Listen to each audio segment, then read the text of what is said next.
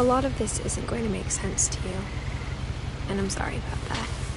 I'm just gonna start at the beginning, with the house.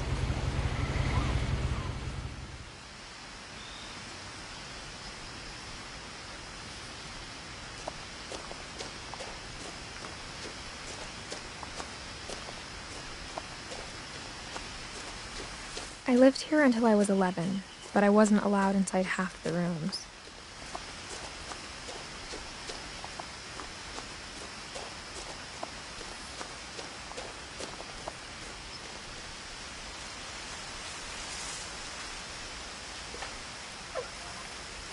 Inside the mailbox were bills from 7 years ago, marked urgent, open immediately.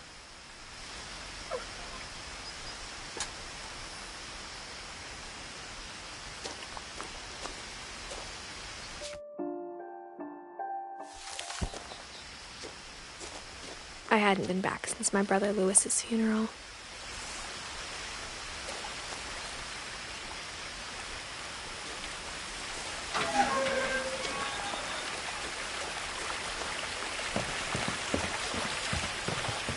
In her will, my mother left me a key, but didn't tell me what it unlocked.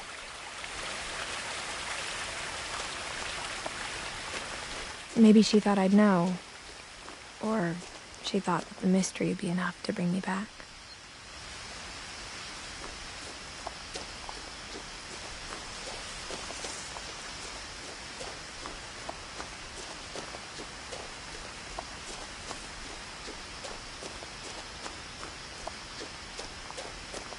No one had driven this way in a long time, but I saw a few hoof prints.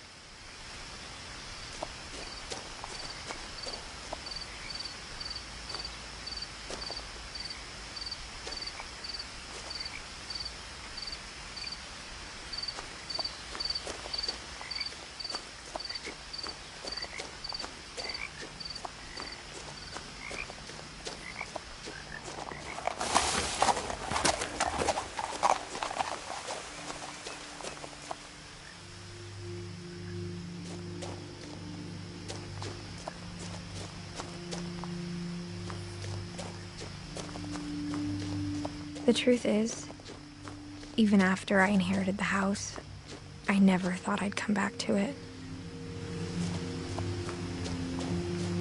But now I had questions about my family that only the house knew the answers to.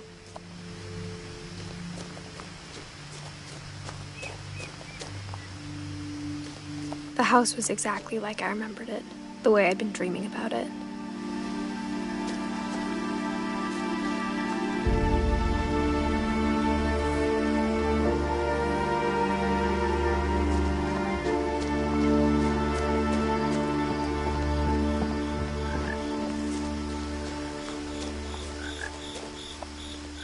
As a child, the house made me uncomfortable in a way I couldn't put into words.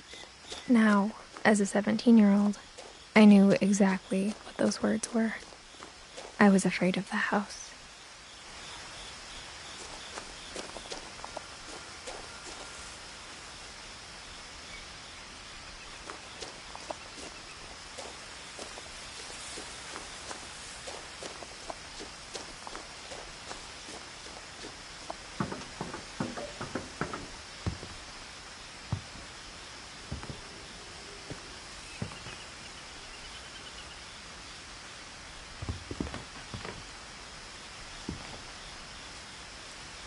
I hoped the key might unlock the front door. It didn't.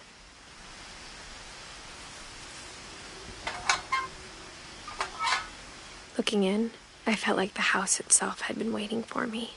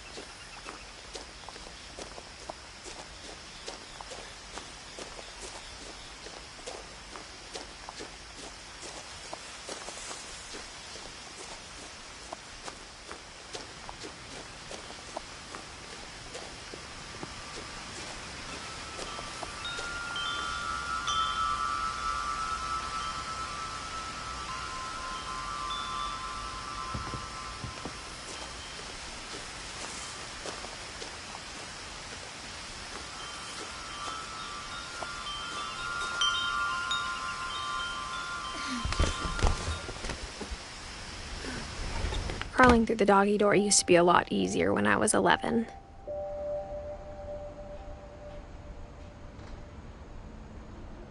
The power had been turned off the night we left.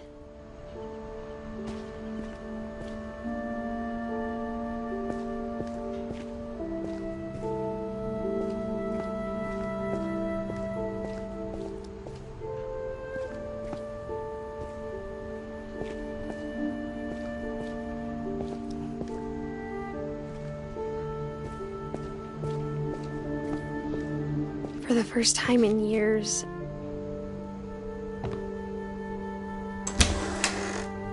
I felt like I was home.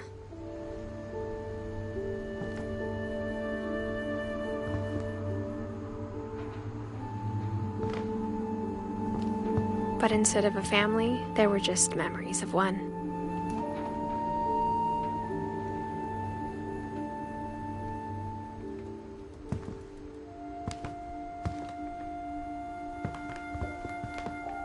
Like how only one restaurant would deliver to our house, so we had Chinese a lot.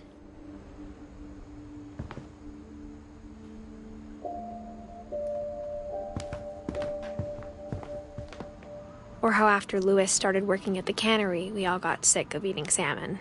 Except our cat, Molly.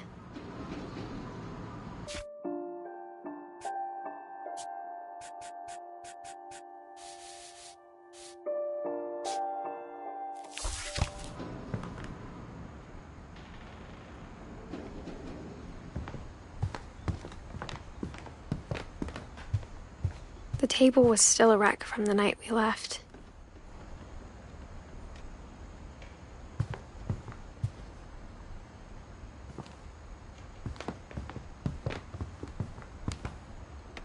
My mom was the only one of us who could imagine Great-Grandma Edie living in a nursing home.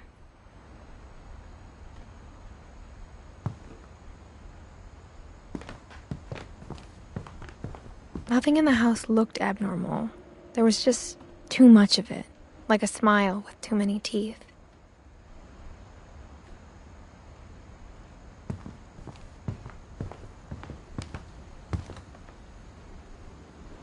Even the fireplace had a story.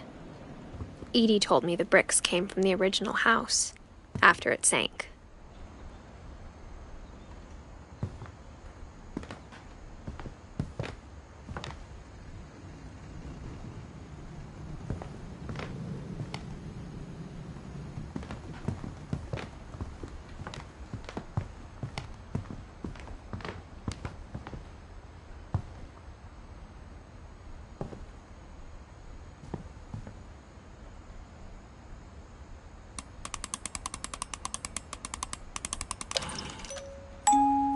Great-Grandpa Sven built a music box for Barbara, along with the rest of the house.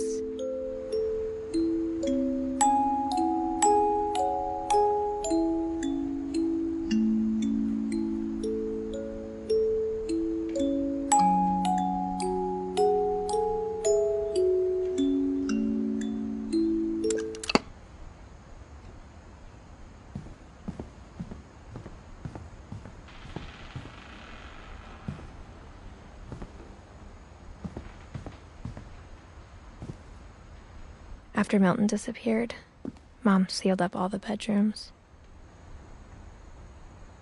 Then Edie retaliated and drilled peepholes.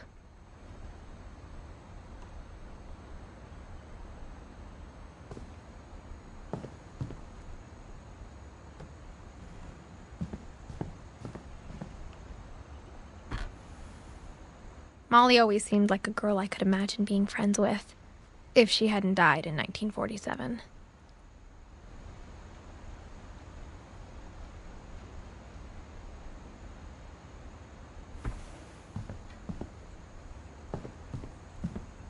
I spent a lot of time playing in Great Uncle Walter's room.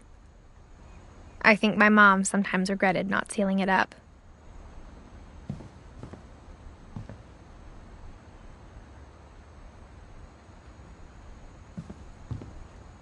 Louis told me there were secret passages, but I never believed him.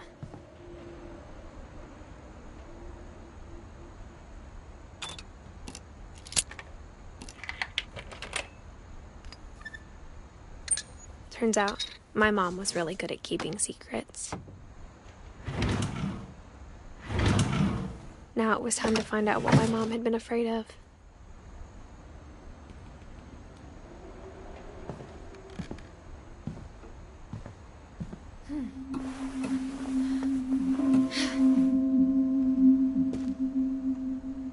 Reading this, maybe it sounds like I had a plan. From the paintings on the wall, it was clear my brother Milton had been here before me.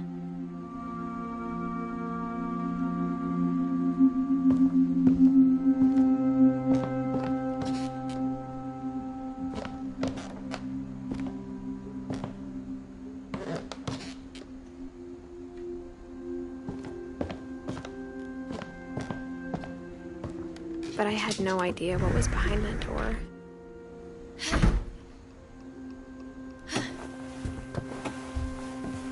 Just like I had no idea where all this was gonna lead.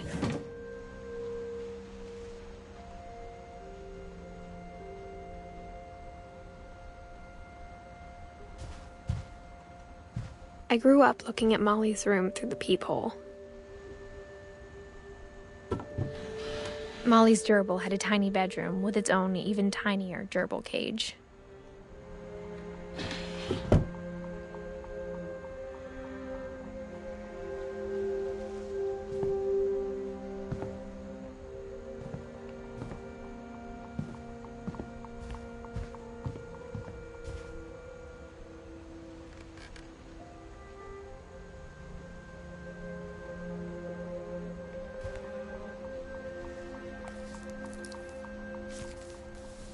December 13th, 1947. Dear Diary, I'll be gone soon, but I wanted to tell somebody about what's gonna happen. It started when Mom sent me to bed without dinner. I woke up and I was starving, so I looked around for something to eat.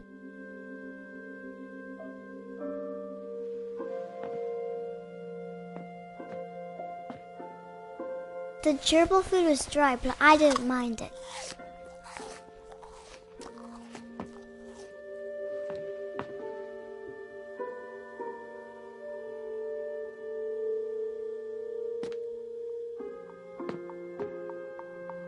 My Halloween candy was all gone.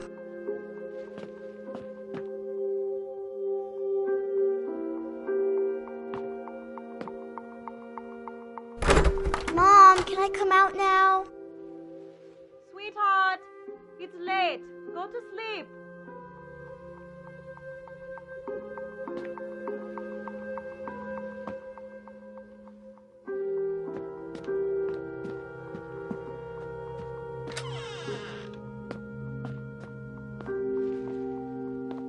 I kept eating and eating.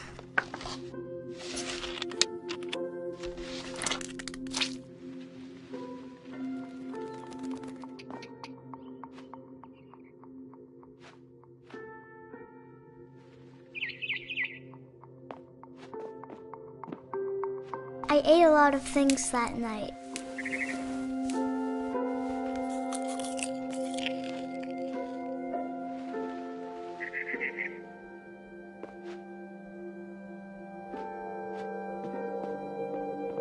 Then I heard chirping outside my window. It was a barn swallow going back to her nest. I reached out for her.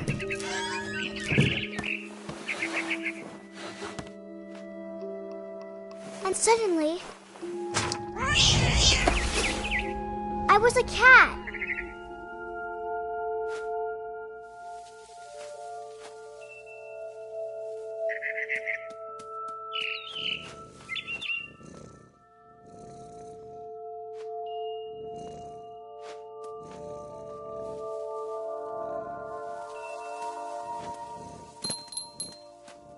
I tried to be quiet, but the bird was really scared.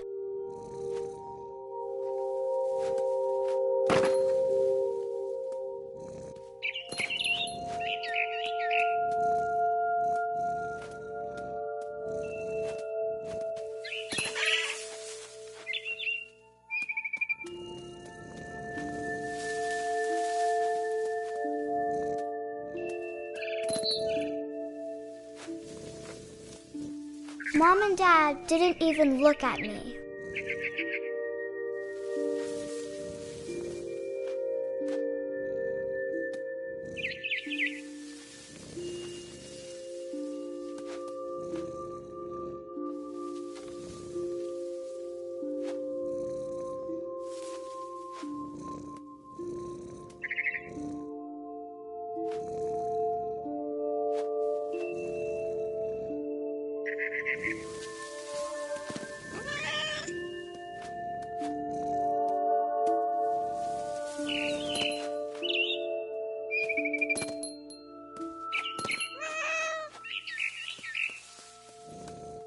I jumped and I almost got her.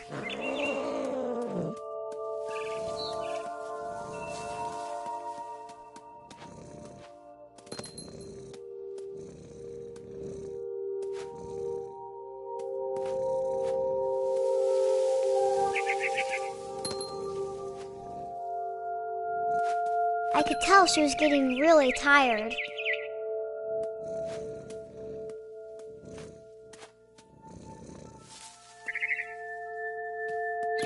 Now I was up in the big tree. I promised Dad I wouldn't climb it anymore. All I cared about was eating that mama bird.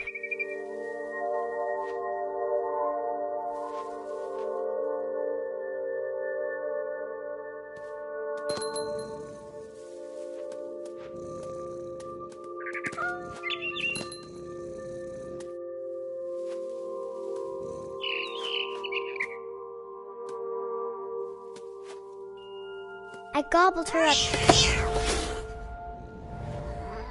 And suddenly, I was an owl. First, all I heard was the wind. Then I heard little teeth nibbling in the grass.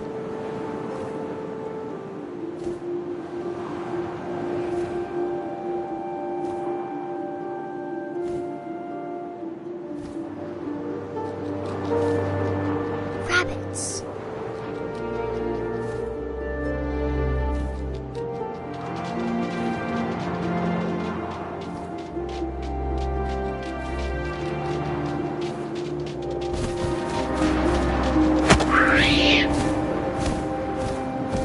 I imagined his face looking up and seeing mine through my talons. I swallowed him up, and I didn't chew one bit. Then I flew off to find something bigger.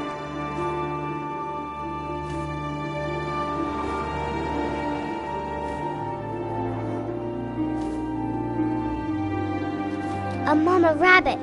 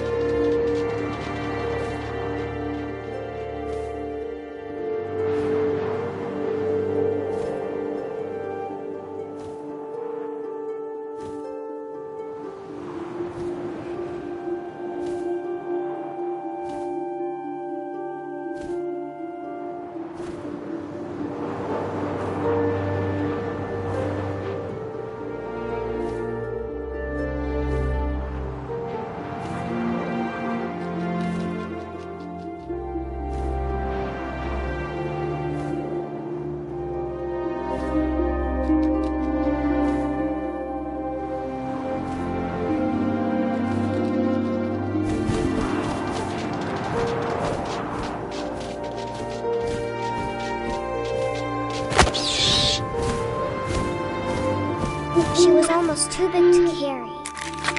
I started choking, but I couldn't stop eating. And suddenly, I was a shark!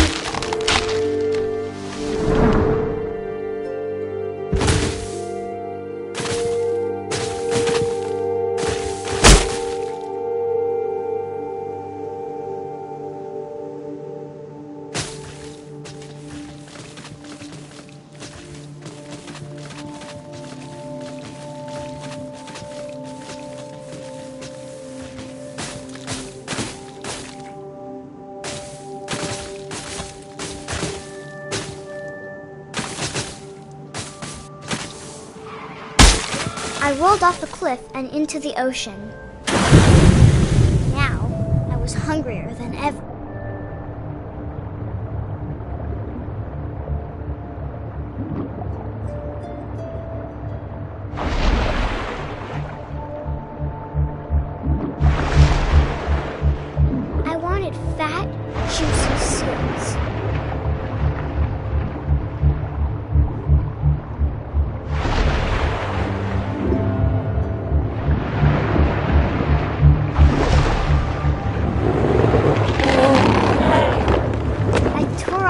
flipper, and it tasted really good.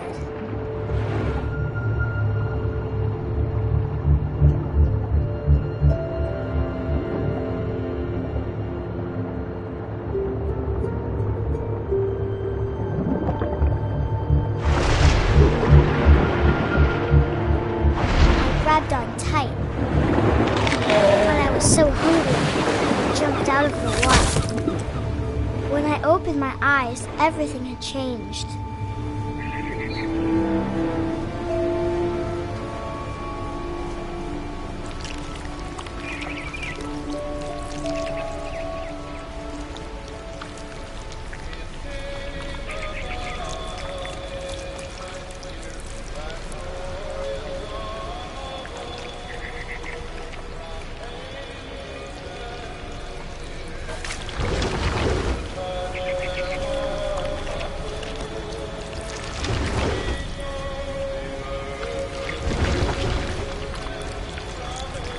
Now I was a monster, and I smelled people everywhere.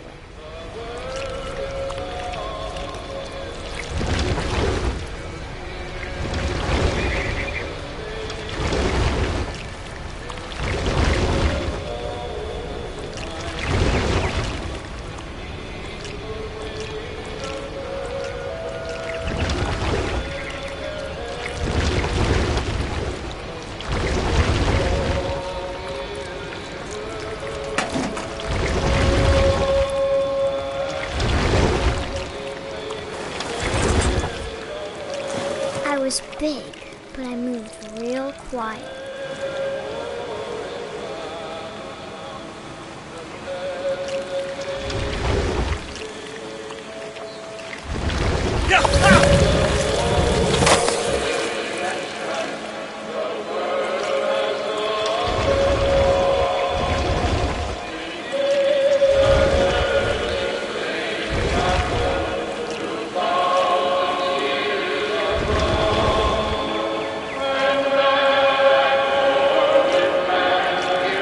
To stop, but also I didn't.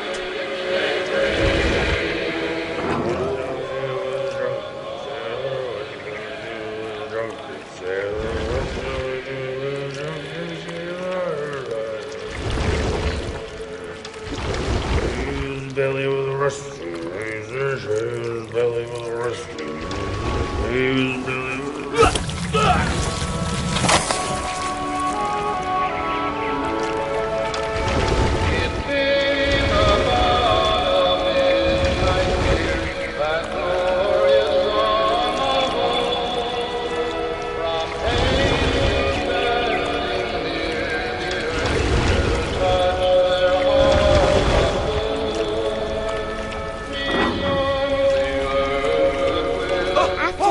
Passenger, I was still hungry, and across the water I smelled something new, something I had to have, so I swam towards it.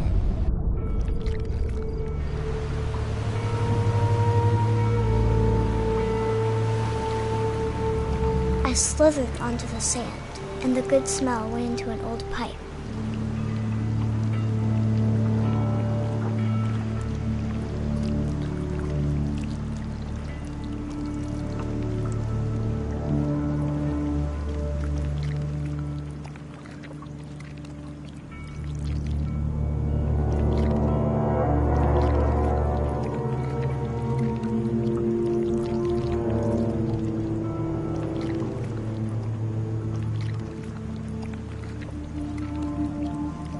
I got closer and closer.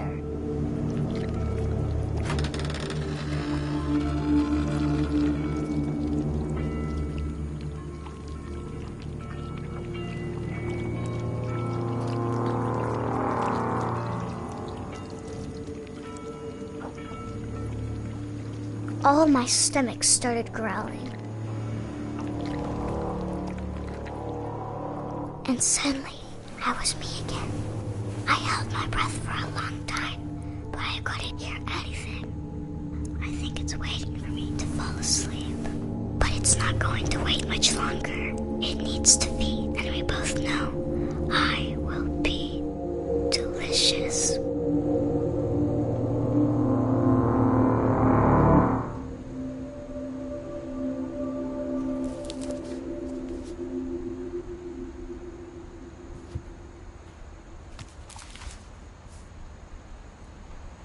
I'm not sure if I believed all of that, but I'm sure Edie would have.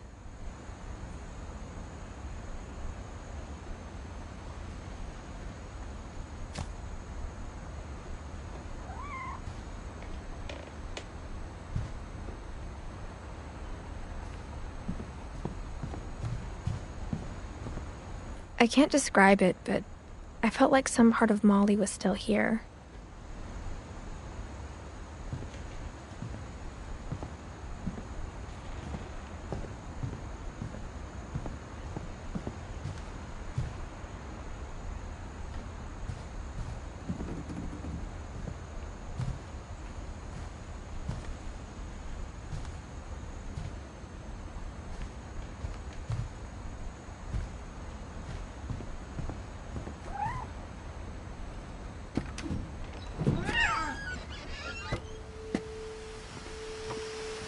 This will be obvious later, but my mom never told me any of these stories. Edie would have, but Mom didn't like bringing up the past. Though, when we adopted a stray kitten, she was the one who named it Molly.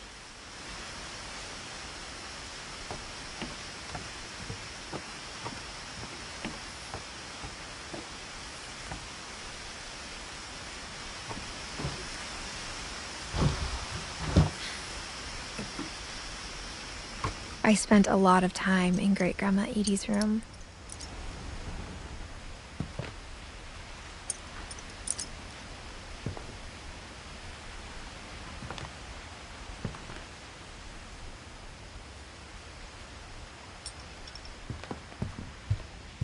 Her room was like a museum.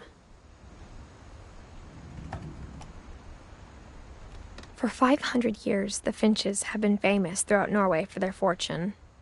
And misfortune.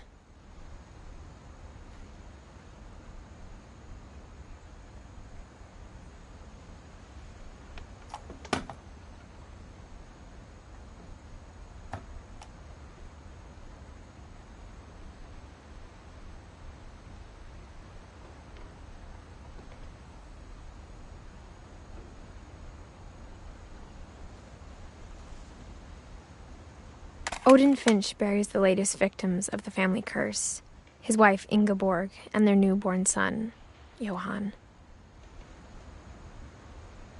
On January 7th, 1937, he set sail with his family and his house, hoping to leave the curse behind. But 40-foot waves off the coast of Washington send the house and Odin to the bottom of the sea. Odin's daughter Edie, with husband Sven and baby Molly, step ashore on their new home, Orcas Island.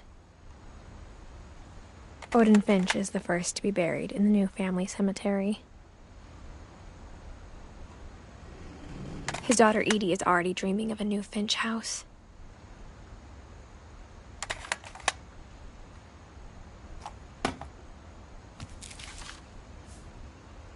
Whatever's wrong with this family, it goes back a long ways.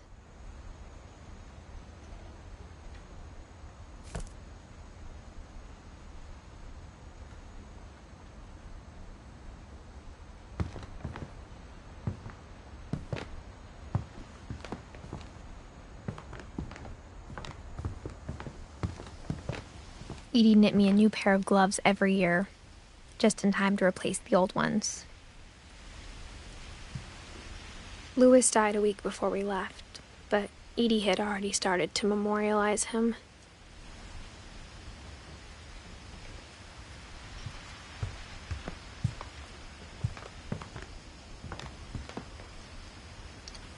One summer, they evacuated the island, but Edie refused to go. For a few weeks, she was a celebrity. When Edie told people Sven was killed by a dragon, she could also have said he was building a dragon-shaped slide that collapsed. She could have, but she didn't.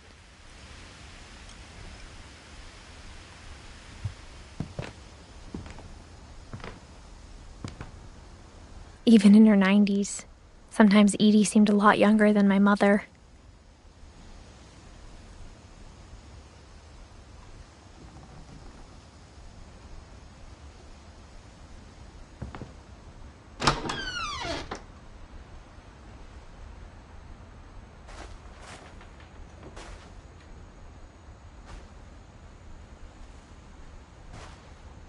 The only trace Grandpa Sam's first wife, Kay, left on the house was the pink bathroom. It was a pretty big trace.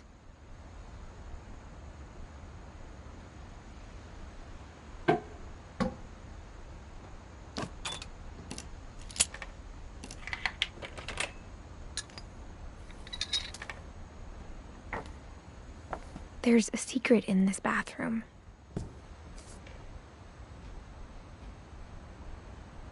It's in the last place you would look.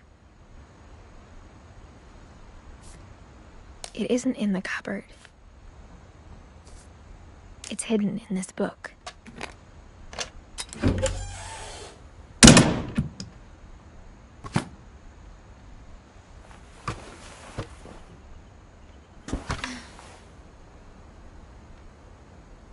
Sven gave Sam an old camera he'd refurbished.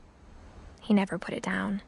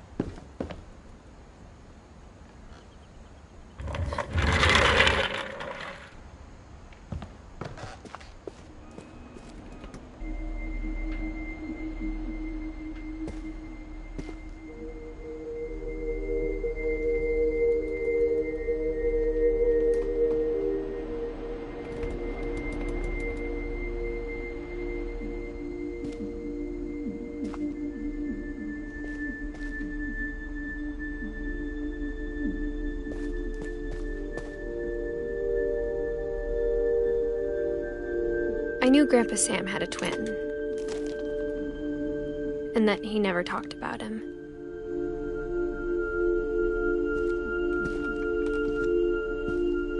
I guess my grandpa didn't like history any more than my mom did.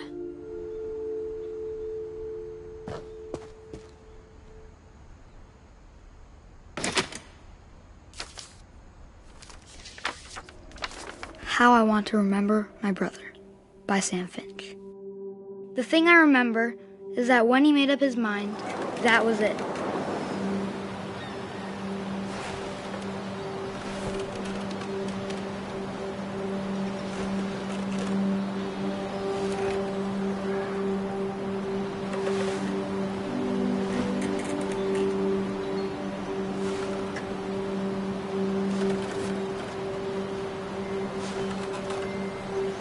My brother said he'd die before he ate another mushroom, and he did.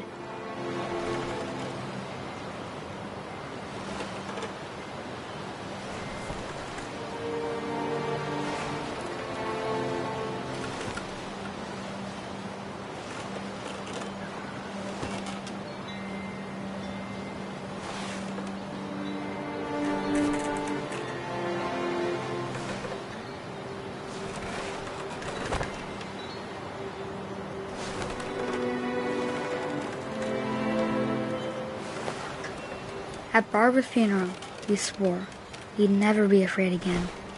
And he wasn't. I think Calvin always wanted to fly. Sam, coming! Dinner's ready! Coming! But that day, he finally made up his mind to do it. I told him going around was impossible. Maybe if I hadn't said that,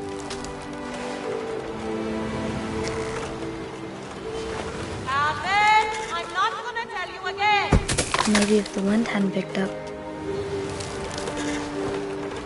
then maybe he'd still be here. But I doubt it. I think he'd already made up his mind. That's what I want to remember about my brother.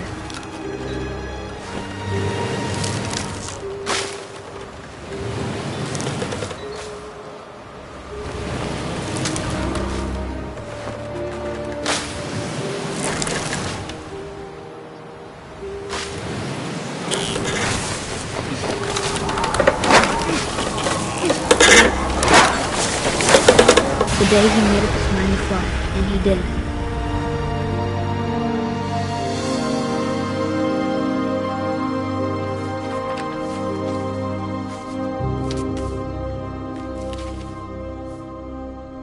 Calvin's story felt strangely familiar.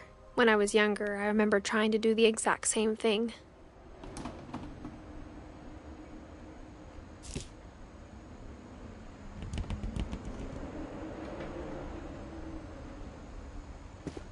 After the funeral, Edie roped off Calvin's half of the room.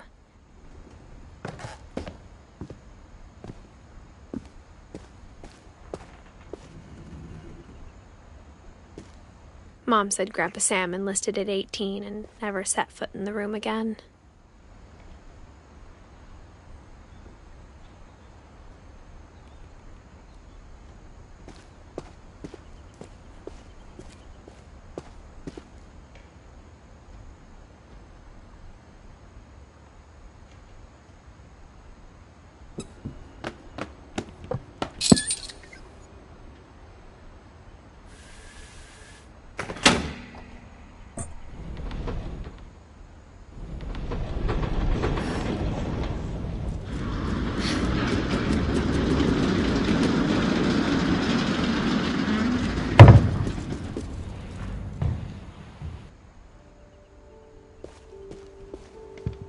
The passages were a pretty tight fit. They'd obviously been built for smaller hands and bellies.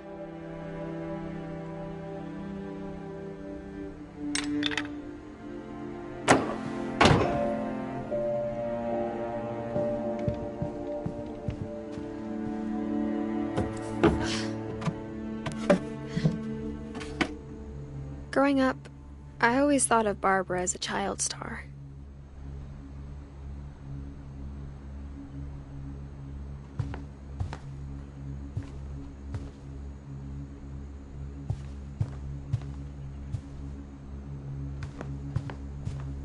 I never thought about how hard it must have been for her afterwards.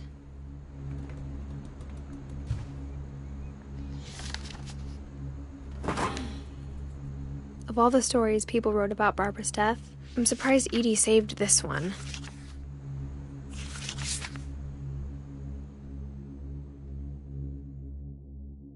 Old Jack here with another ghastly tale inspired by America's most unfortunate family. I'm calling it The Surprise Ending of Barbara Finch. As a child star, Barbara was famous for her scream. Now at 16, she was all washed up. A has-been. But in a lucky break, she'd been asked to perform her signature scream at a local convention for monster movie fans. It was just the boost her career needed. Unfortunately, her scream hadn't aged well. Getting better. I think you just need the right motivation. Her biggest fan and current boyfriend, Rick, was about to demonstrate when... Now that was a great scream. It was Barbara's father, Sven. He'd slipped into a table saw and had to be rushed to the emergency room. So Barbara got stuck babysitting her youngest brother, Walter. Her convention comeback was cancelled. Okay, I'm hearing frustration, but I'm not hearing terror. What if I tried... A gang of hoodlums in Halloween masks have been terrorizing Orcas Island tonight. Police are urging residents to... That came from the basement. You're right! Also, I loved your delivery on that. Why is your basement door locked? Because my dad likes making puzzles and secret passages. There's a key hidden in the music box. The secret is to keep winding and winding until finally the key pops out. Thanks, babe. I'll be back in a sec. 20 minutes later, Rick hadn't returned. So Barbara went to look for him, right on cue. She reached for the music box.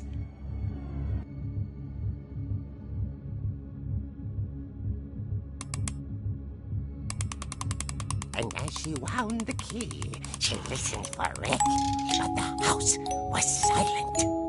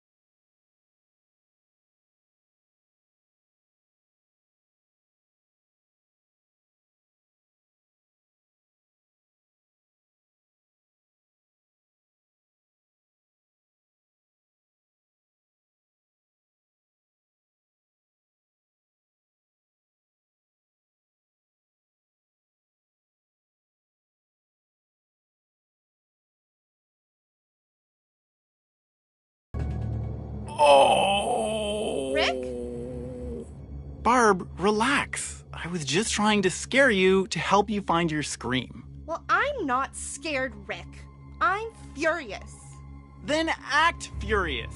All I'm getting from you now is that you're hurt and confused and She threw him out, but she kept a little something to remember him by. Barb, have you seen my other crutch? And she was still holding it when she fell asleep watching the Late Picture Show. Hours later... Barbara! Walter, what's going on up there? Ah! Okay, I'm coming up, but if this is a trick, you're dead, Walter.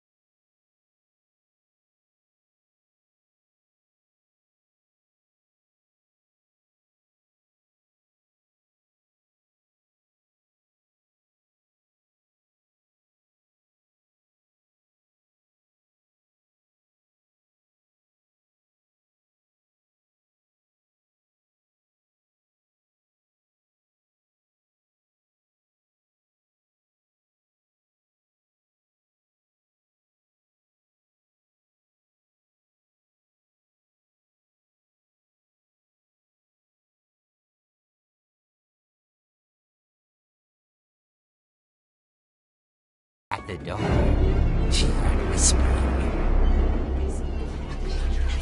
It was coming from inside the house.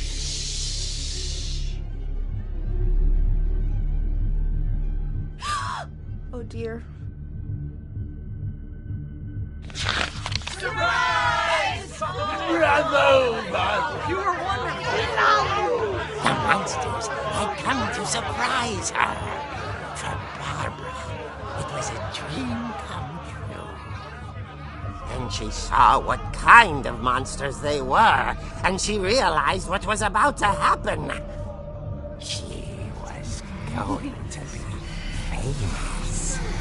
And with her final breath, Barbara Finch gave the performance of her life.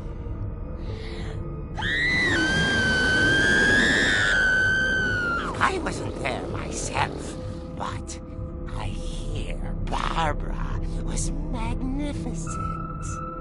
Poor girl. She had a taste for stardom. But unfortunately, so did her fans. Of course, the police blamed it all on poor Rick, who disappeared the same night. And little Walter? Hiding under his bed the whole time. He took it all pretty hard, but that's another story. As for Barbara, tucked inside the music box is all they ever found of her. Her ear. Now that's what I call a real eerie tale.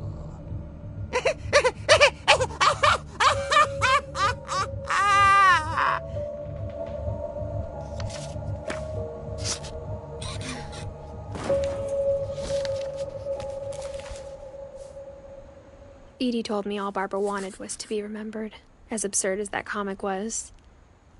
Maybe what Edie saw was a happy ending.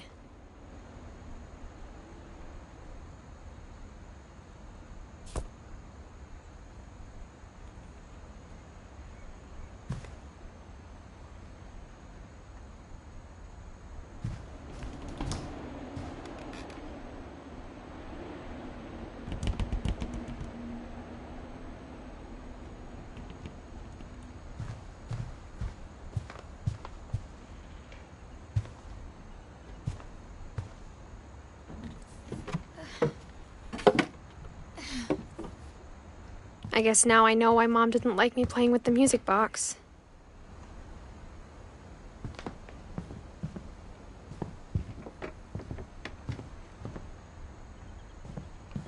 Whenever people ask me about my family, the first thing they always want to know about is Barbara.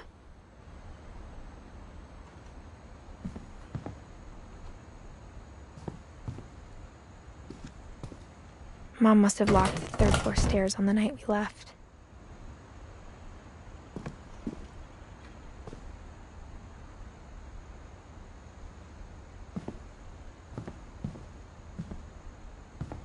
Edie's father, Odin, built the original house.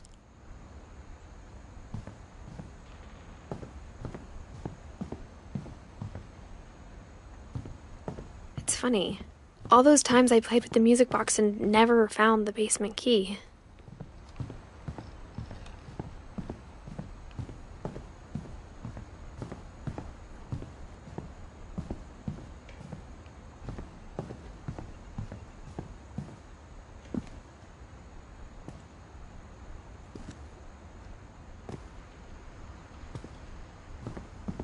A lot of things got left behind in the whirlwind of that last night.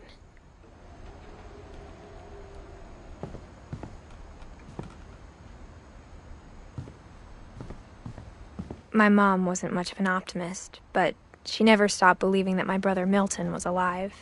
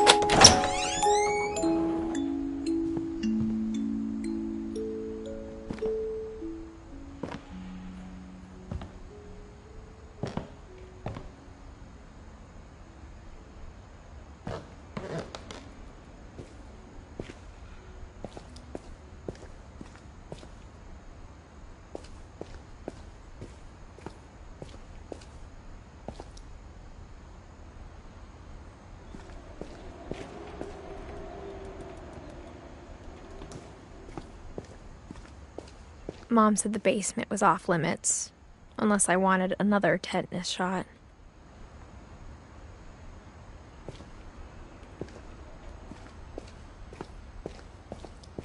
I saw Edie sneak down to the basement once, carrying packages.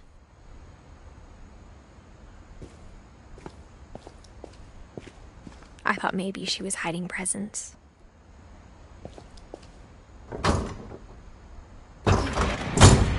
It turned out she was hiding a lot more than that.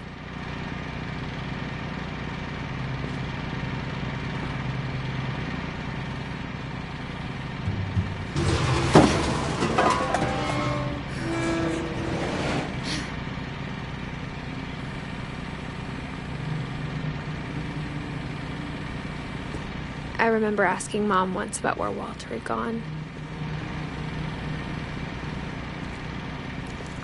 She said after Barbara died, he got as far away as he could.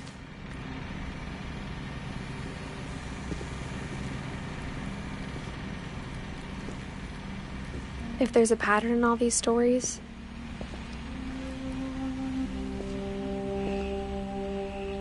I think it's that none of us has gotten very far.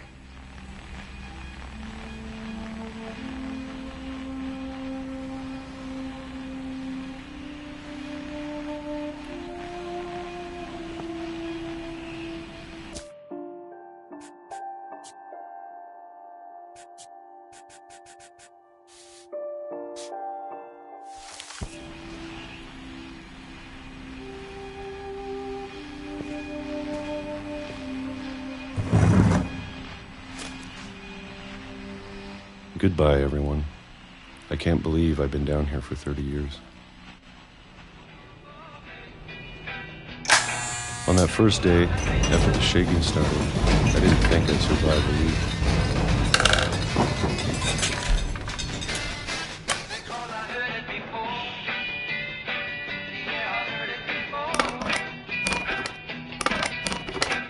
But after a few days, I settled into a routine. That's what kept me sane. Having a schedule, living for today. I always expected to be dead tomorrow. But if you wait long enough, you get used to anything.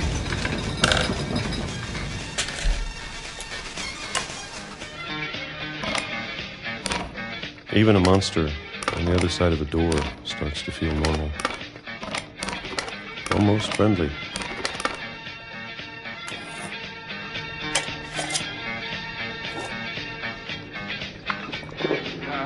And then one day, everything just stopped. Whatever that thing was, it was gone. Maybe it got tired of waiting.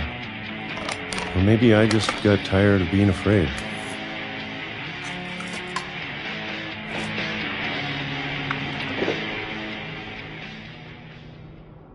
It's been a week now, the longest in 30 years. I'm done waiting. I have to leave while I still can.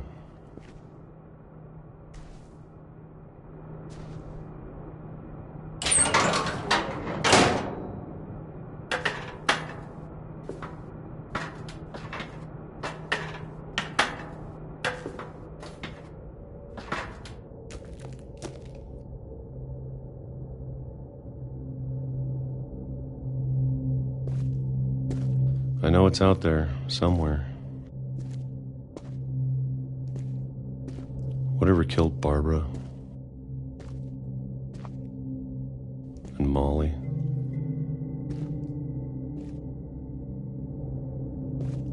and Calvin.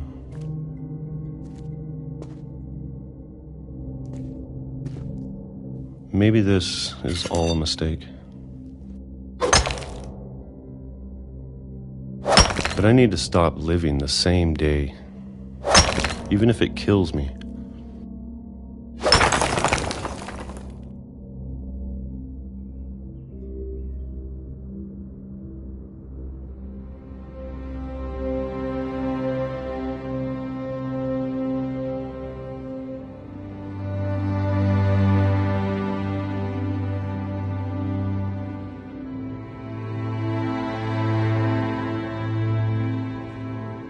Whatever's out there, I want you to know I'm ready for it.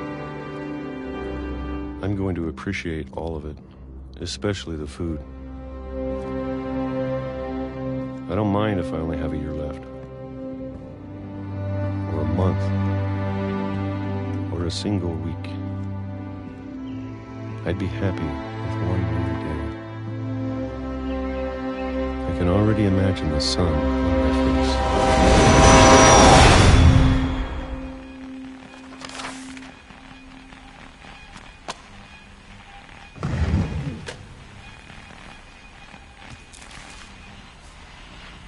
Walter died when I was 6.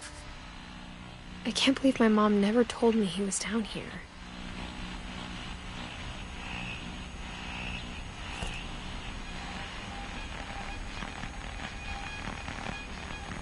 I'm sure my mom was trying to protect me.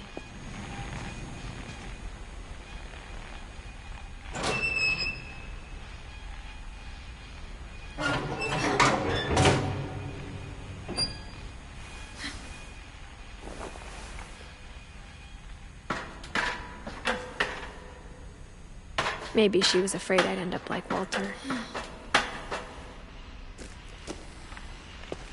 But if she never told me about an uncle under the house, I can only imagine what else she was hiding.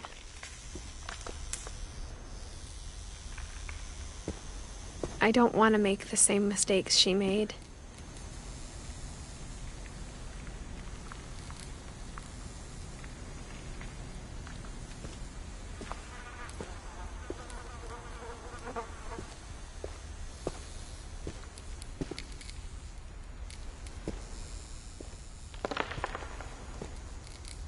Trying to bury something that's still alive.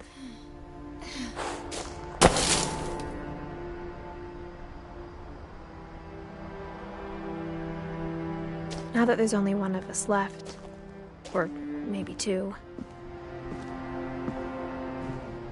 I thought it was time I heard the stories for myself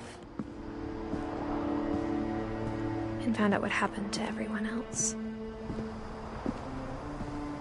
But now I'm worried the stories themselves might be the problem. Maybe we believed so much in a family curse, we made it real.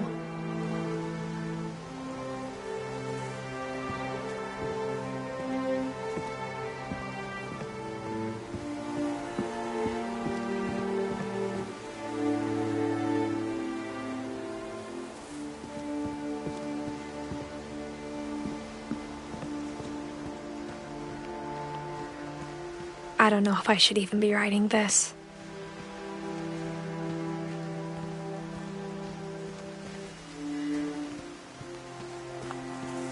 Maybe it'd be better if all this just died with me.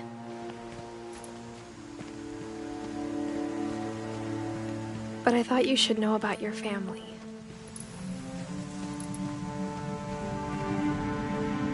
And the history you're a part of.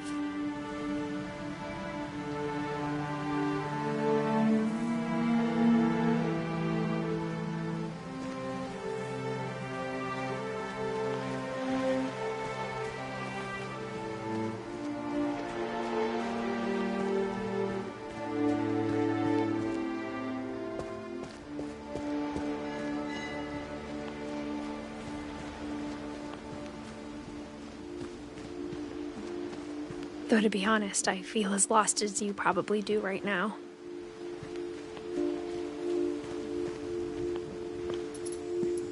I think the people in these stories believed them, for what that's worth.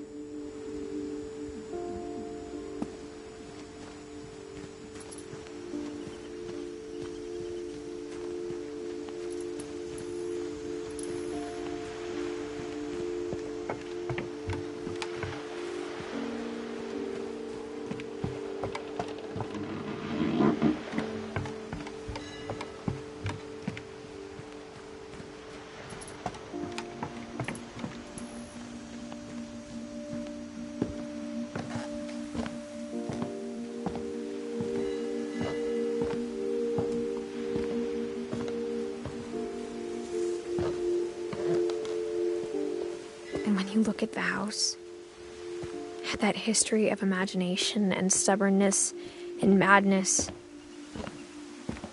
any of it seems possible.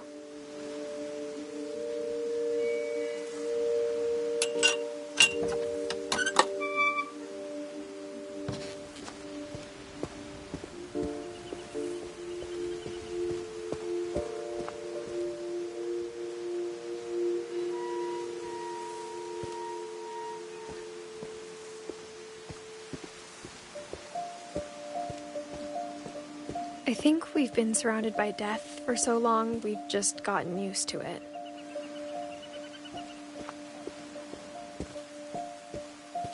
What kind of family finishes building a cemetery before starting the house?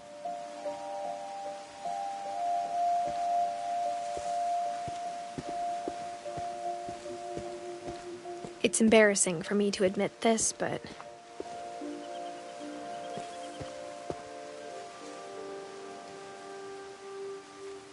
the pet cemetery made me more uncomfortable than the human one. 3 of the gerbils are mine, and 2 had been my fault.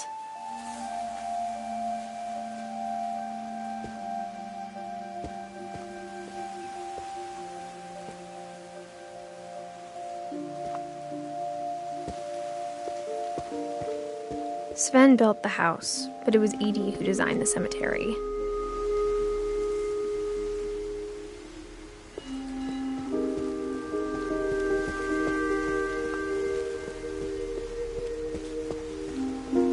I'm sure Odin's monument had been Edie's idea.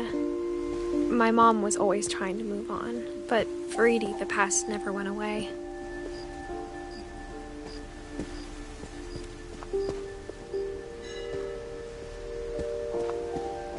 She could see it poking out of the water at low tide.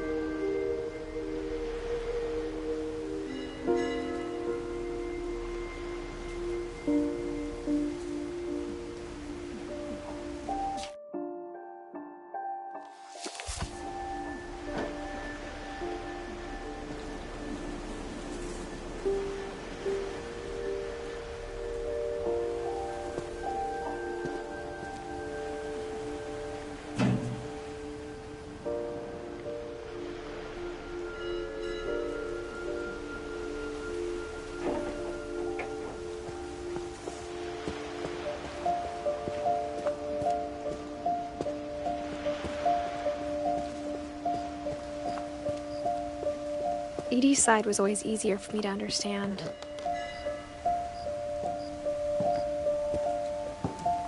But the older I get, the more I can see where my mom was coming from. Her dad had been pretty strict, but it wasn't enough to save her brothers. She was just trying to do better.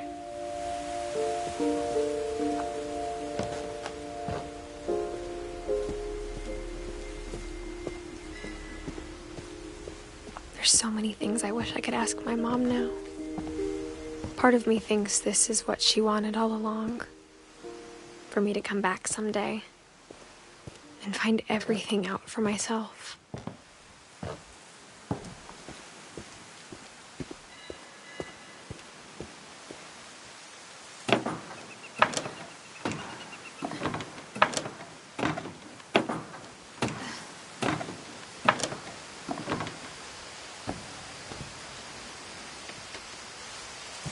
But looking back on it now,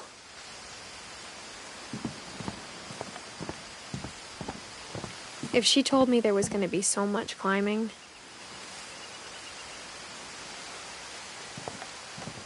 I never would have come when I was 22 weeks pregnant.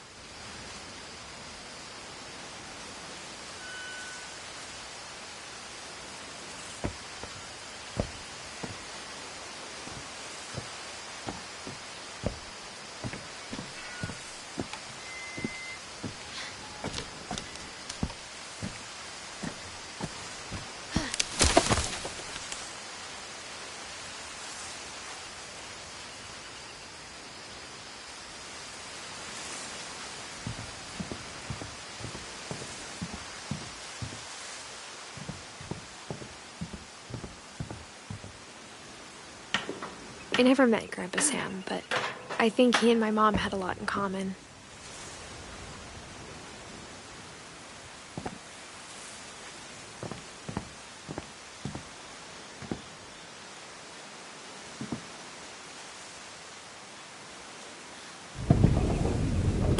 They were both pretty intense.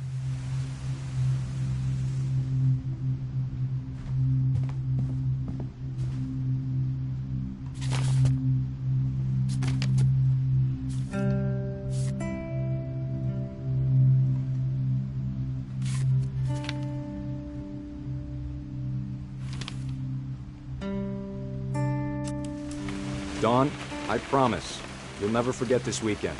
Yes, sir. These memories are gonna last a lifetime. Mm-hmm.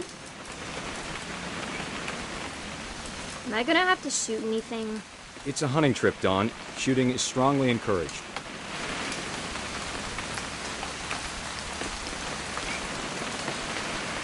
What? Perfect. It's gonna rain the whole weekend, isn't it? I will never forget this weekend, Dad. That's the spirit. Smile, Dawn.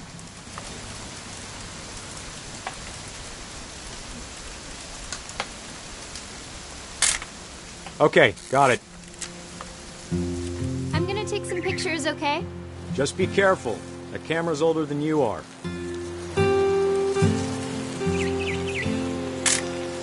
Aw. You're right, Dad. It's starting to clear up. Still freezing, though.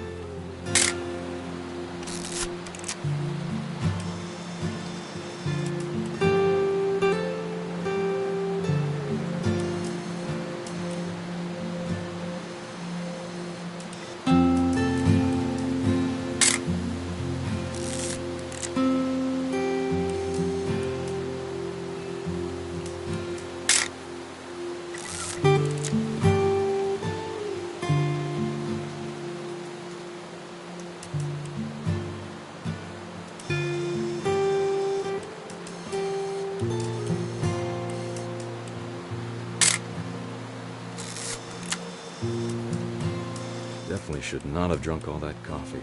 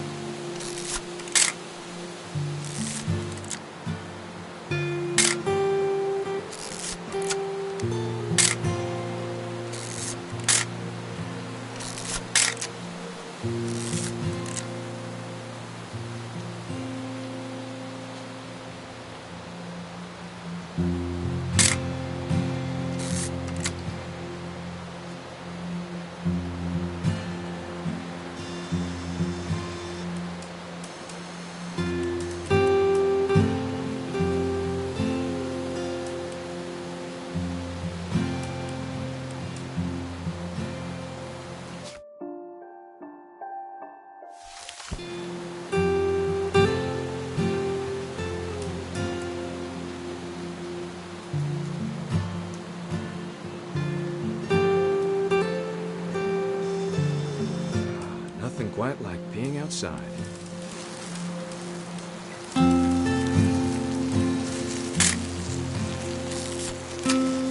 Oop, a little more gas in the tank, I guess.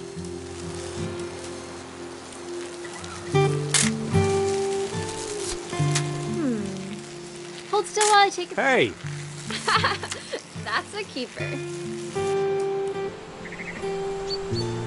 I'm just saying, I'm not always gonna be here, Don. You'll need to remember this stuff, if you want to survive. I'll be fine, Dad. You know who else thought he was gonna be fine? Some guy who died. Don, I'm being serious. I know, Dad. You're always serious. Doesn't being out here make... Dad! Good eyes, Don.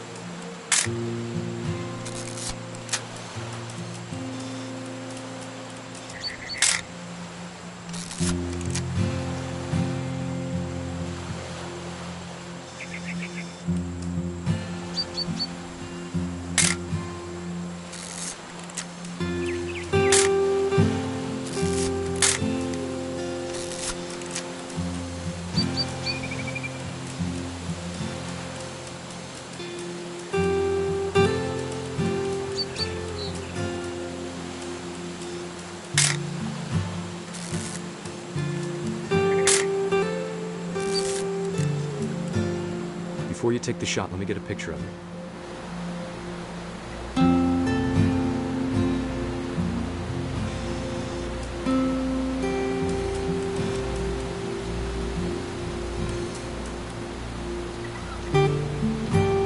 Dad, I... Just breathe.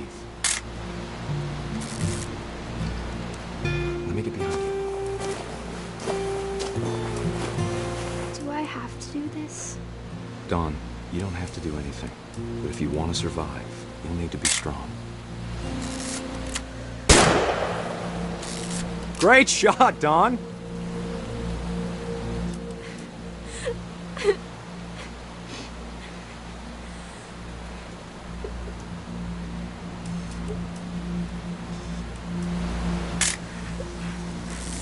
I'm proud of you, Dawn. Always remember that, okay?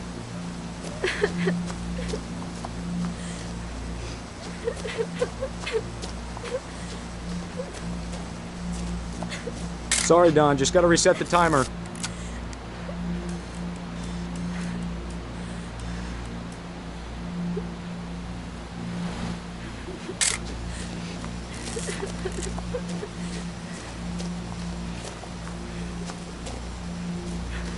Dad, it's twitching. I think That's it's totally normal, Don. Just focus on the camera. Try not to think about... Dad!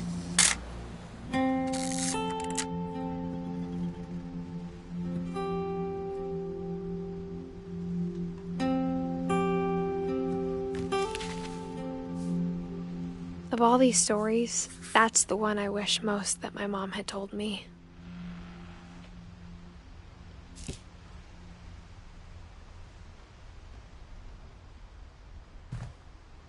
Sam spent his life shooting photos, but Mom said he got nervous being in front of the camera. I guess we're all afraid of something.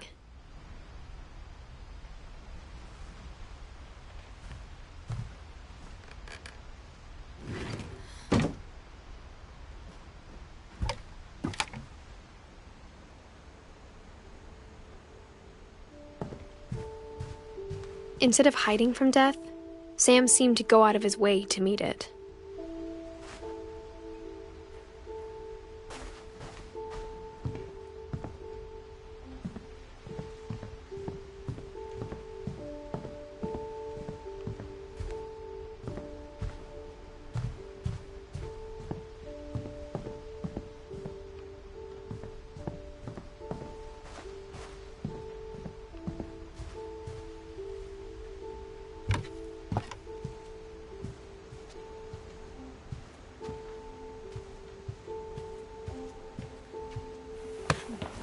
After Sam died, my mom and Edie got really close.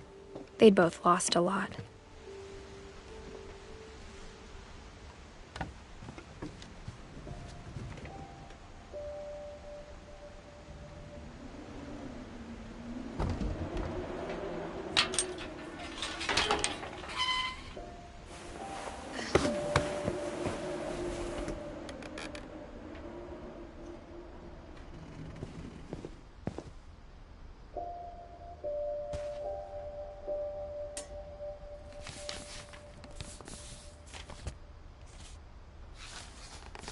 Dear Kay, do you remember the way Gregory used to laugh when he thought he was alone?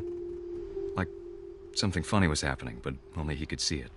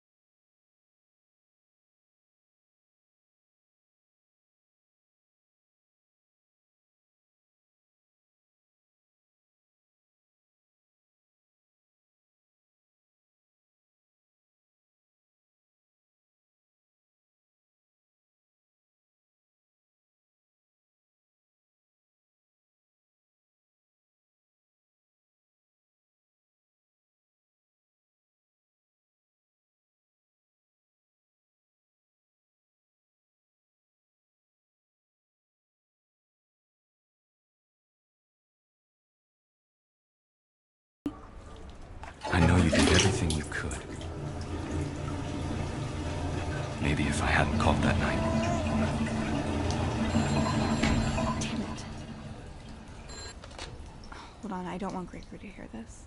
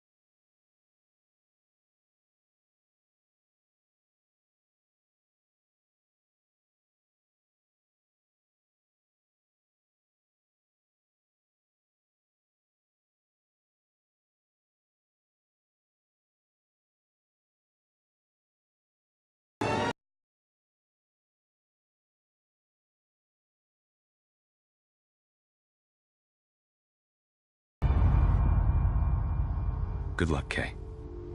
Love, Sam.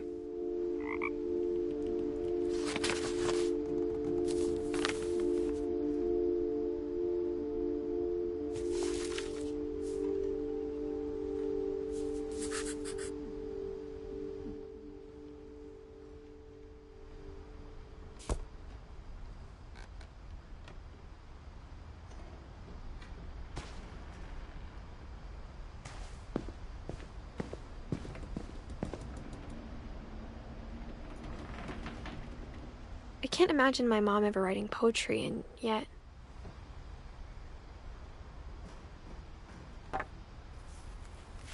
A poem for Gus, who always said the wedding was a bad idea. Our father never hit us kids, at least not very hard, before the day my brother said with teenage disregard that he'd be dead before he'd see a wedding in our yard.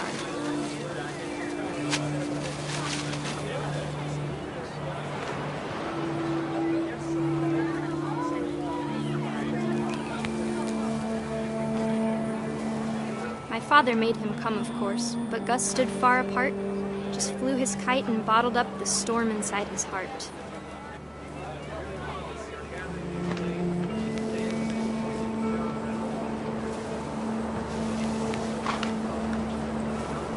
I tried to talk him out of it, but though he'd never met her, we don't need a stepmom, were the words that I now pronounce you husband and wife. You may kiss the bride.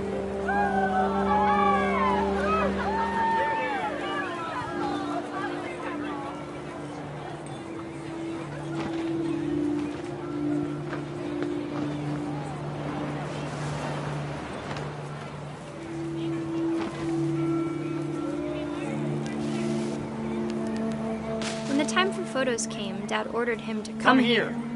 But Gus declined and as a sign held up his middle finger.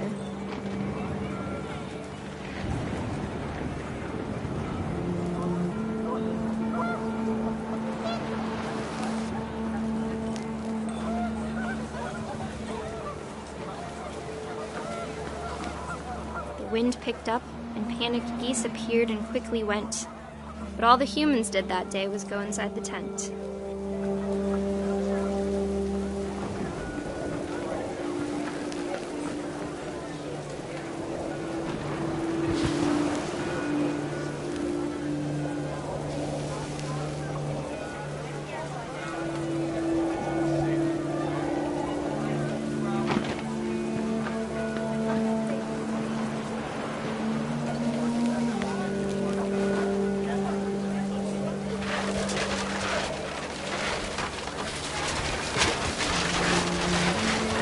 Rain came down in buckets then, but no one seemed afraid that nature might destroy the tent our dad had crudely made.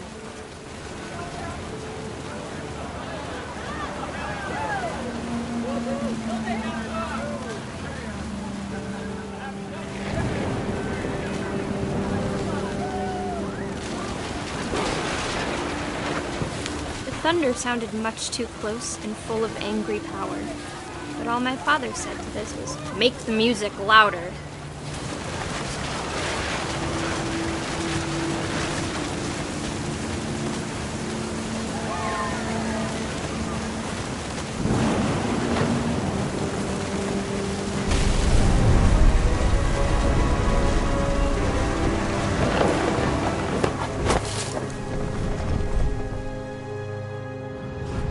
wish that I could truly say I thought about you on that day. Out there on the beach alone, just you, the wind, sea, and foam. But I didn't, until we found you.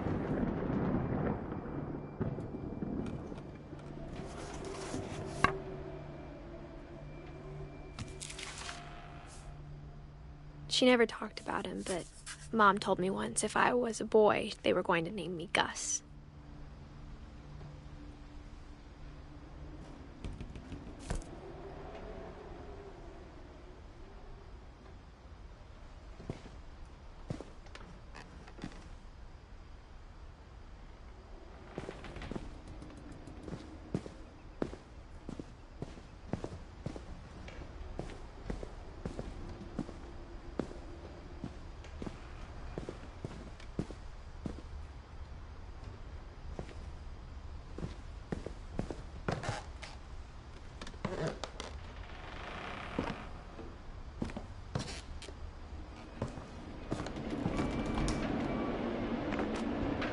My mom moved up to the loft after her brothers died.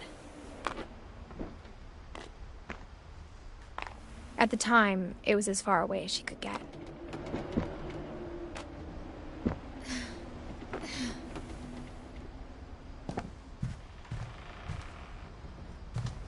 She spent a summer building houses in Calcutta, where she met my dad, Sanjay.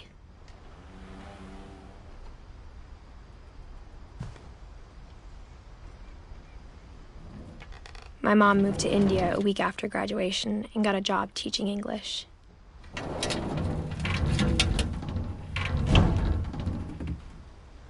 Louis was born a year later.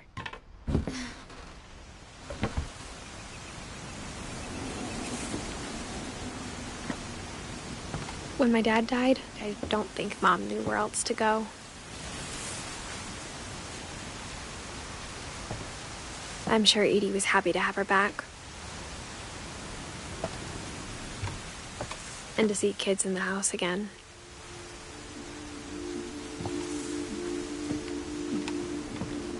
The house had to get a little bigger, but Edie was used to that.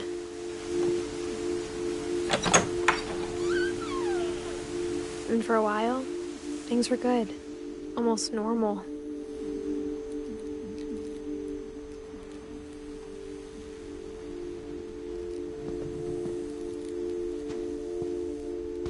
But it didn't last.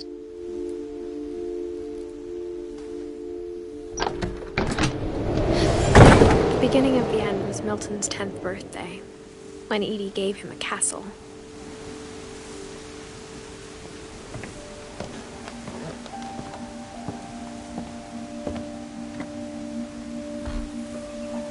After Milton disappeared, the only thing he left behind was a room full of paintings.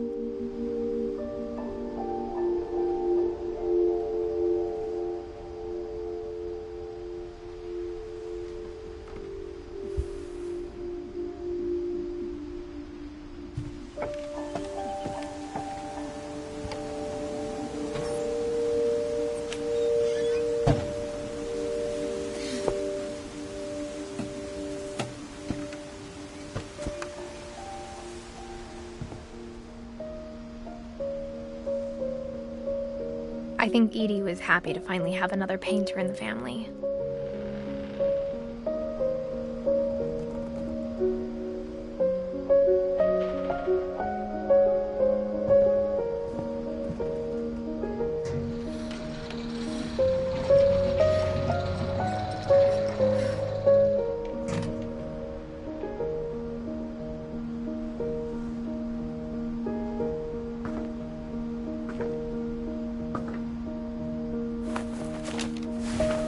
Milton Finch in The Magic Paintbrush.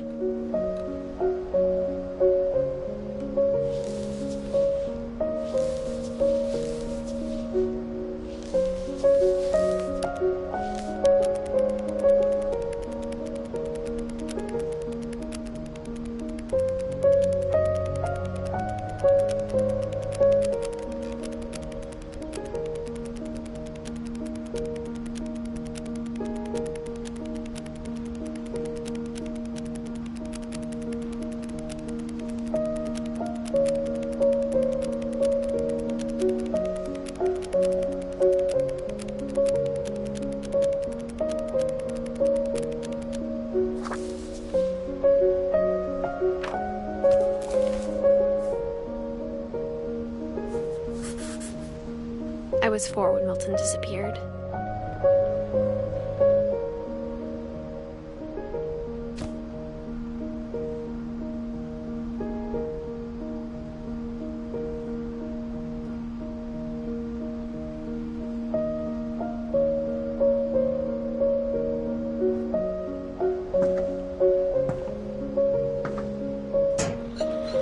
Mom spent months searching for my brother. Then she sealed the doors.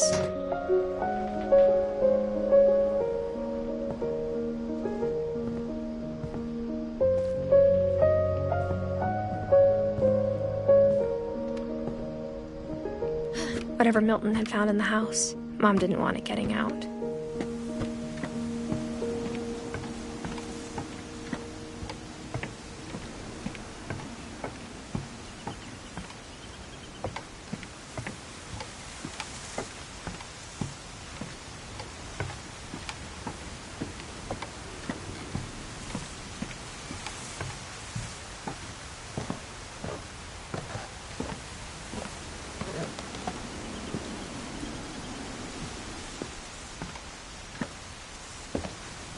Mom definitely blamed Edie, but I think Louis blamed himself.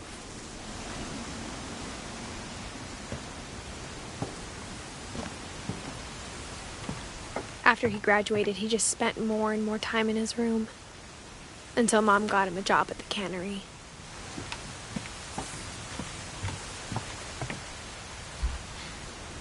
Everyone always told me to stay out of Louis's room, except Louis.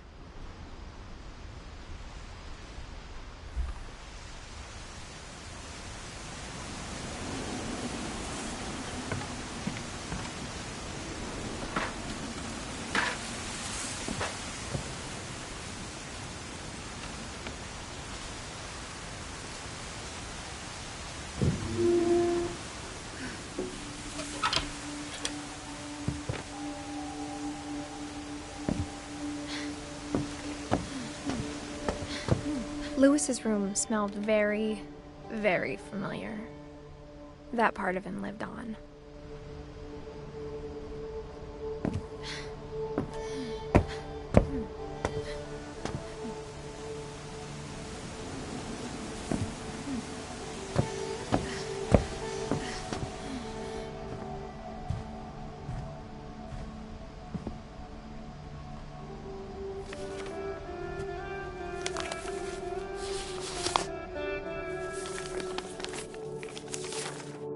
Dear Mrs. Finch, as Louis's psychiatrist, I can understand your desire for an explanation. As I see it, the trouble began in January, shortly after we convinced your son to seek treatment for substance abuse. Newly sober, I believe Louis first noticed the monotony of his daily life.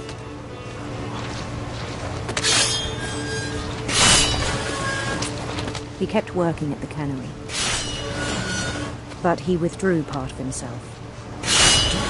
In our sessions, I saw the same behavior. His mind began to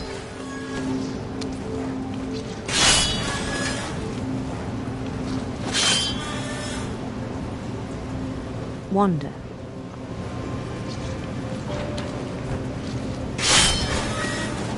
I asked him to describe it. He said he started small, imagining a labyrinth. He'd feel his way about.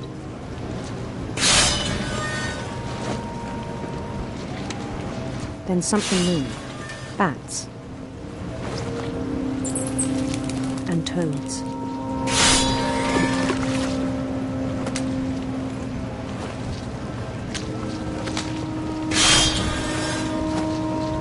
And things that have not names.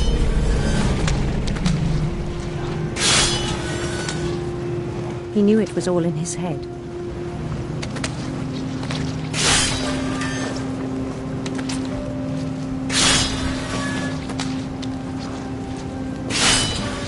But he took it very seriously. I had hoped he'd find himself.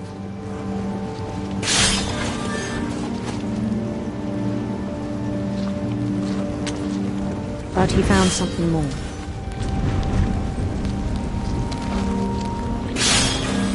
I worried about him then. daydreaming at the cannery.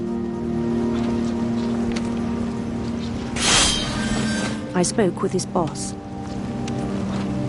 but he said Lewis had become a model employee. Methodical, tireless, focused. Like a whole new Lewis. So I let him go on.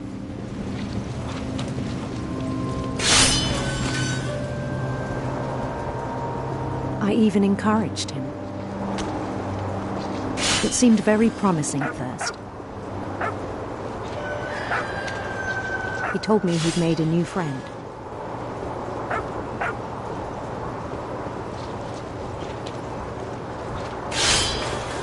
On the edge of a city he named Lewis-topia. He built the city up slowly, brick by brick. Then he made musicians.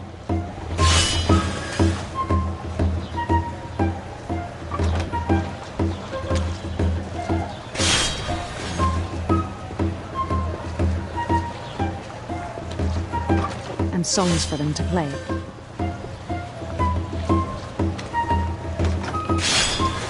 He talked about starting a band. And he was always humming something. Every day his imagination grew stronger.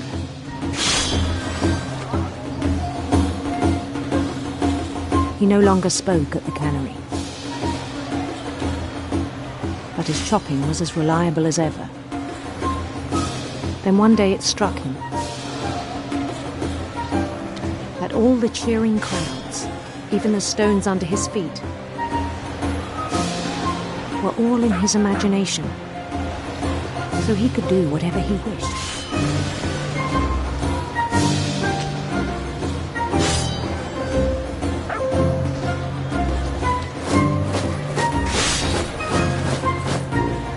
He held an election for mayor. And he won.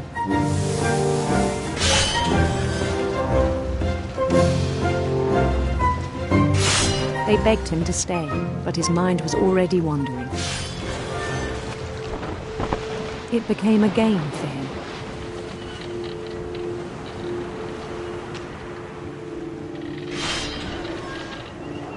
He'd conquer a city, then immediately push on. New Louisville.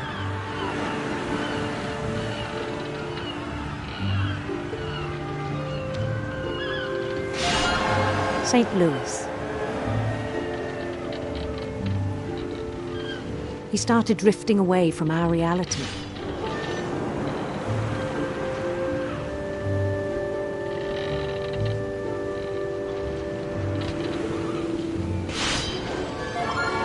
Minneapolis, until one day he forgot to go home from the cannery.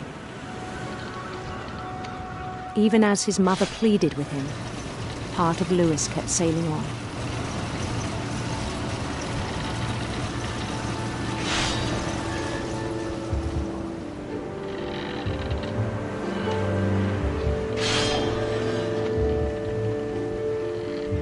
In Lewisburg, he heard rumors of a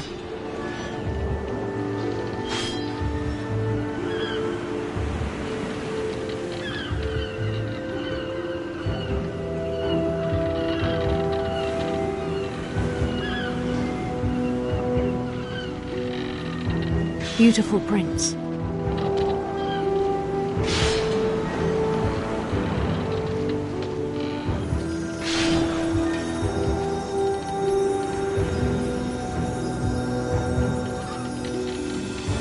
The prince was on his own quest for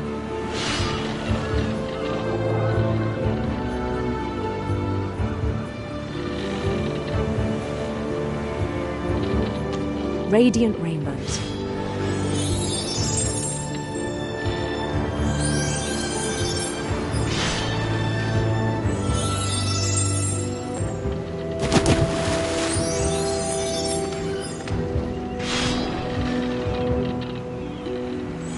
He followed the sound of his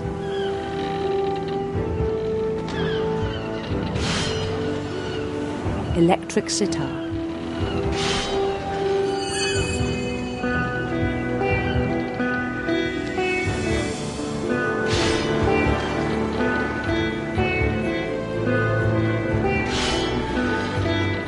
His chase led him to a golden palace east of the sun and west of the moon.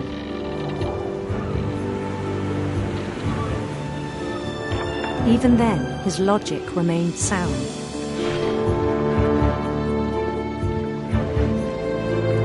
He knew the world was all in his imagination.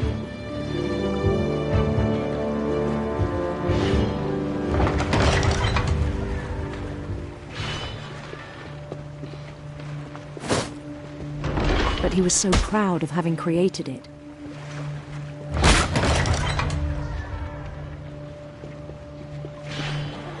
In his own eyes, he'd become something greater than a king.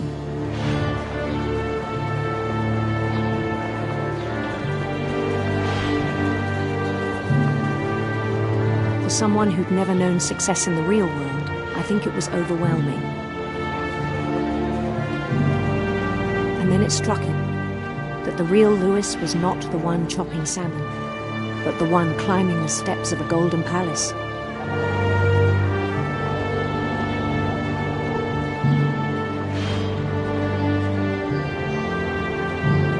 My imagination is as real as my body, he told me. It was hard to argue with him.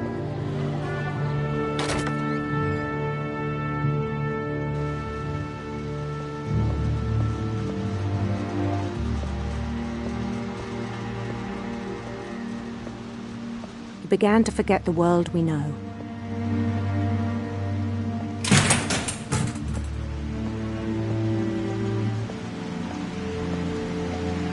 I think it pained him to remember Lewis, the cannery worker.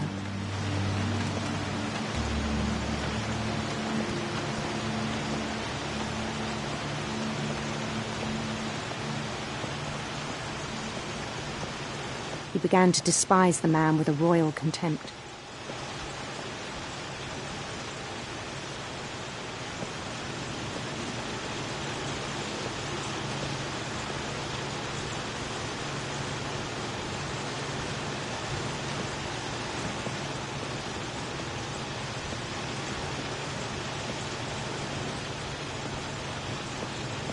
I still thought I could save him. Even after he said he was being crowned king over all the lands of wonder.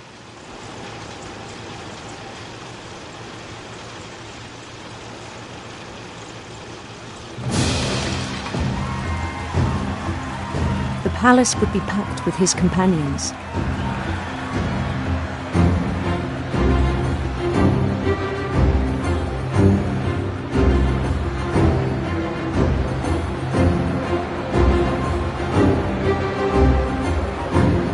Including the wise Calico who'd insisted on inviting me.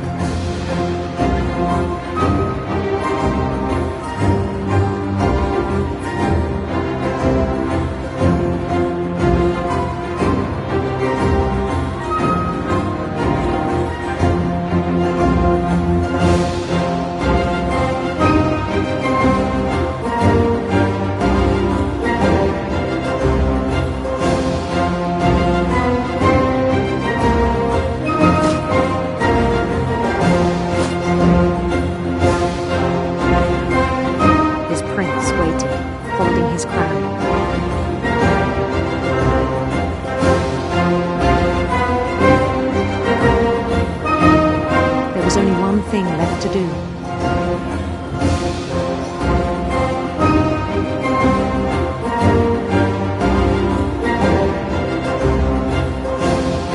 Bend down his head.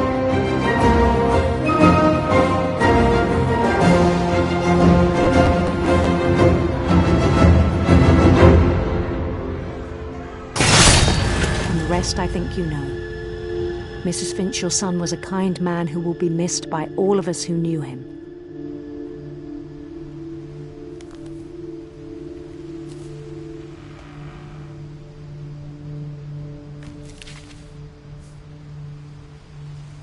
My brother was really cool. I wish you could have met him.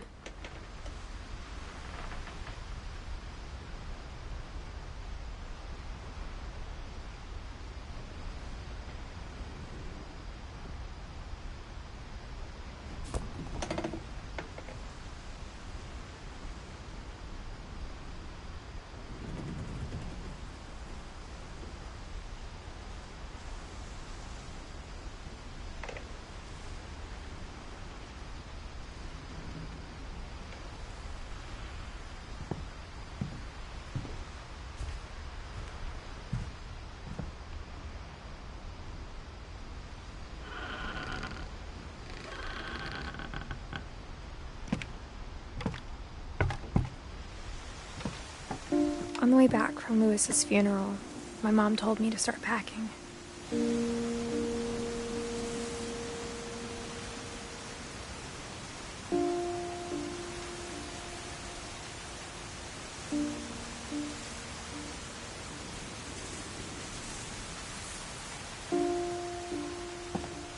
She waited until the day before we left to tell Edie. I'm not sure if she wanted to make it easier or harder.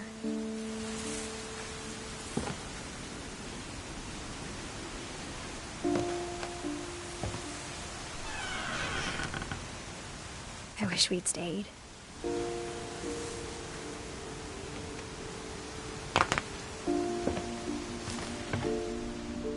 But I understand why we left.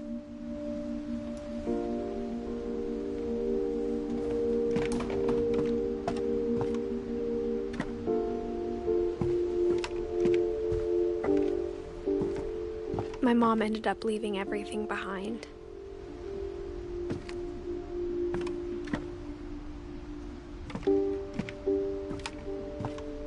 What happened that night had been coming for a long time. Maybe it should have come sooner.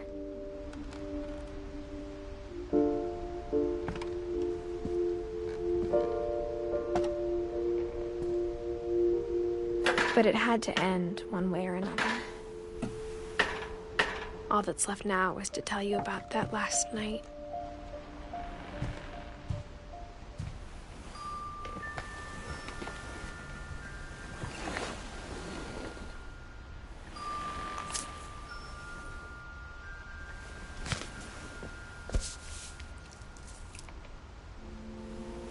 That whole last day, Edie just watched us pack and didn't say a word.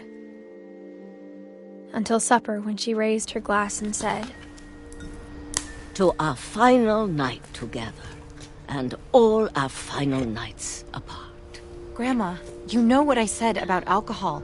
Some of your medications are very Edith, specific. I left a present for you in the hallway. Why don't you go open it? The grown-ups have to argue now. I'm sorry, you're right.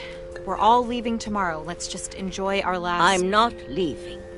Edith, you're excused.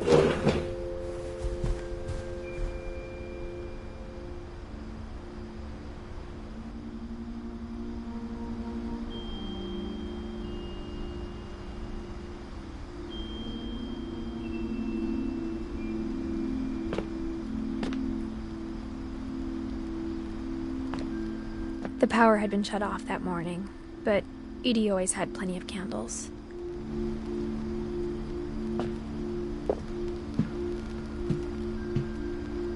When my mom sealed the library, I don't think she knew about the other entrance. Or that Edie had a key to it.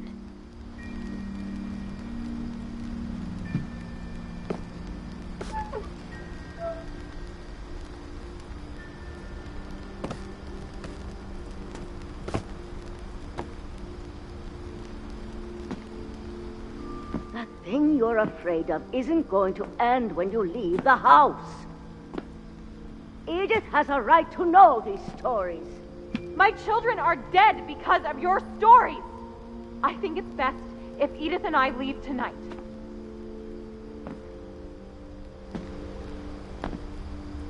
We'll have the nursing home send a van for you in the morning, okay?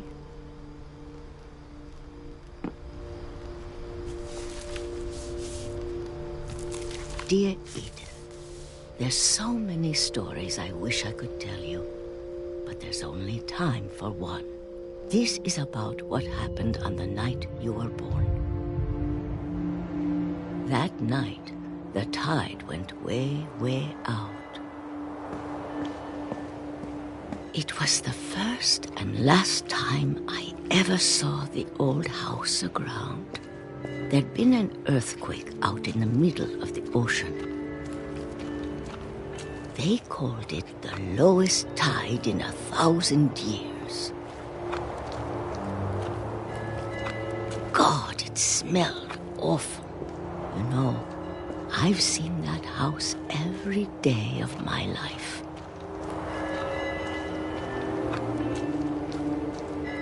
But I never thought I'd go back to it. When the fog rolled in, I lost my way.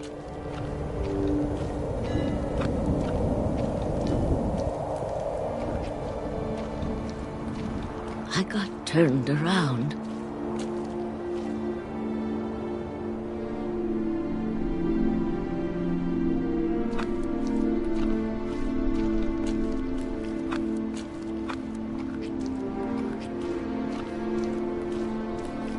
For a while, I wandered.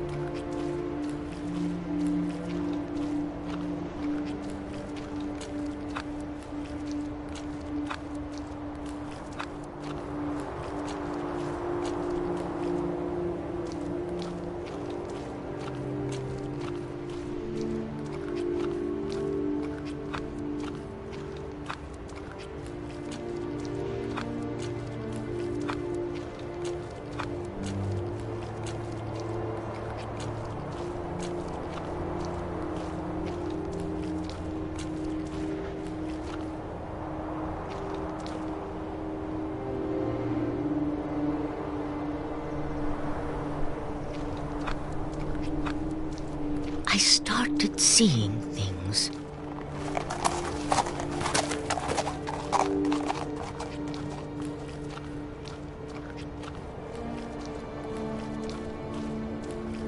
Things I'd forgotten had ever existed.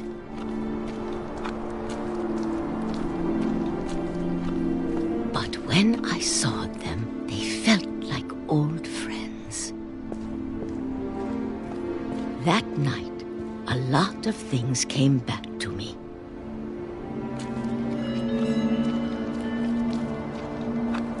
Or maybe I came back to them.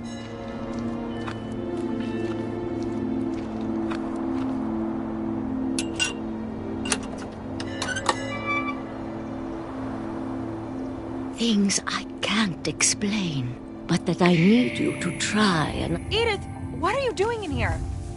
It's mine. Edith! Mom, you're gonna rip it! Let go!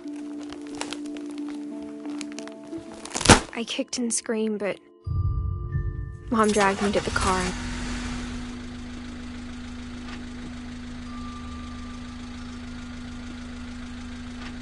I never saw Great-Grandma Edie again.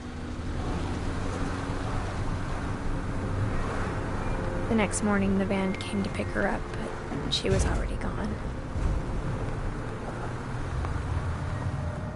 After that, we moved around a lot.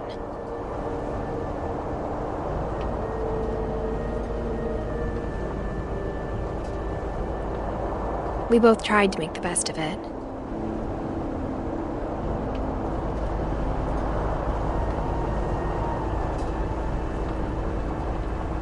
A few years went by.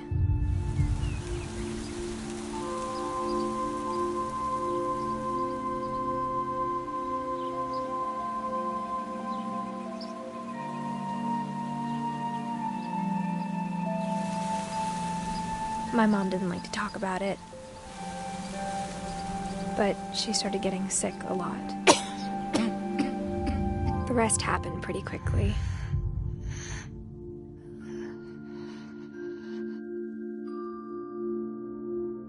She got better for a while,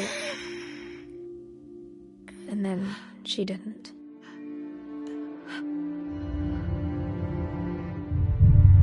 And then I was alone.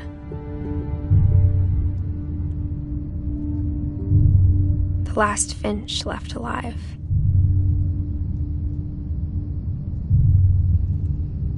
Until I found out about you. I'm still not sure what to tell you about all this. If we lived forever, maybe we'd have time to understand things. But as it is, I think the best we can do is try to open our eyes. And appreciate how strange and brief all of this is.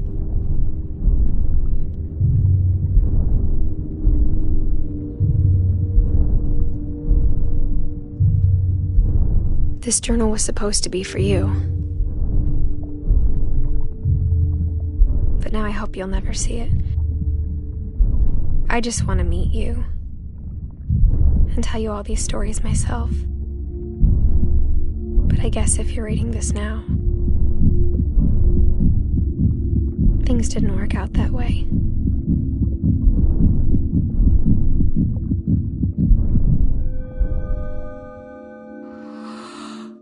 This is where your story begins. I'm sorry I won't be there to see it. It's a lot to ask, but I don't want you to be sad that I'm gone. I want you to be amazed that any of us ever had a chance to be here at all. Good luck.